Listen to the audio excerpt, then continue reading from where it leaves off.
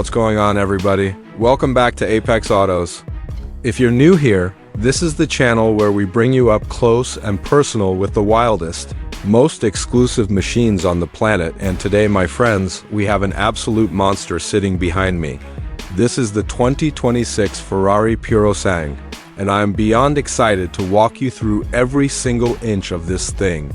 So if you haven't already, smash that subscribe button, hit the notification bell, because trust me, you do not want to miss what we've got coming up on this channel. Let's get right into it.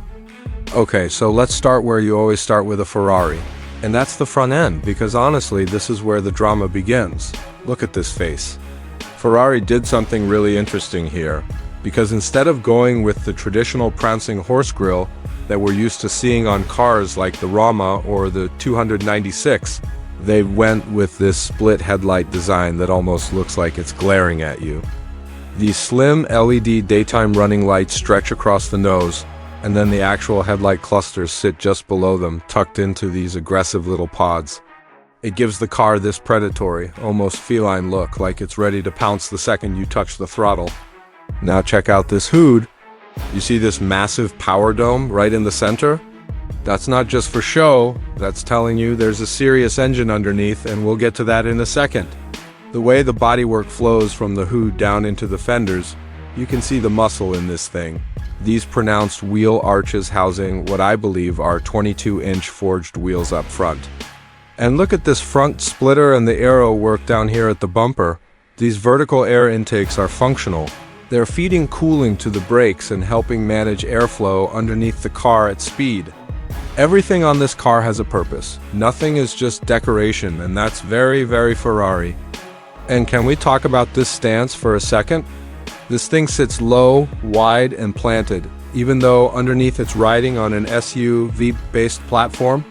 Ferrari really pulled off something special here because they took the practicality of a high-riding vehicle and somehow made it look like it wants to eat a racetrack for breakfast. The proportions are just right. Nothing looks bulky or awkward. It's aggressive but elegant at the same time, and that's a really hard balance to strike. Alright, let's swing around to the side profile for a second before we hit the back, because I want you to notice this roofline. It slopes down dramatically toward the rear, giving it almost a coupe-like silhouette despite having 4 full doors. And speaking of the doors, yes, this has rear-hinged suicide doors in the back, which is such a cool touch. It makes entry and exit so much easier, especially in tight parking situations, and it just adds this theatrical element every time you open them up. You don't see that on many cars in this segment, and it's a signature Ferrari touch that instantly sets this apart from anything else in the segment. Now let's move to the rear end, because this is where things get really interesting.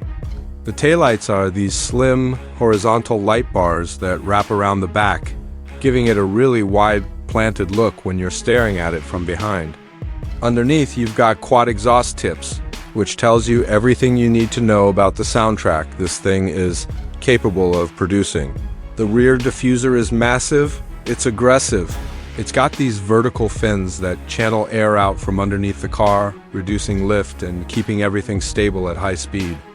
And that rear haunch, that shoulder line running over the wheel arch, gives it this really muscular, coiled up look, like the car is tensed and ready to launch forward. The rear bumper integrates beautifully with the bodywork too. There's no awkward transition anywhere on this car. It all flows as one continuous sculpted piece. Even the badge placement, the small details like the Ferrari shield on the front fender, it's all deliberate. It's all part of telling you this is a serious performance machine, not just a luxury cruiser wearing a badge. Now let's hop inside, because honestly, this cabin might be my favorite part of the entire car. The moment you open that door, you're greeted with this beautifully sculpted dashboard that wraps around the driver. It genuinely feels like a cockpit. You've got these individual sport seats up front, and interestingly, Ferrari gave rear passengers their own dedicated seats too, so this isn't some cramped back bench. Everyone gets a proper Ferrari seat with real bolstering and support.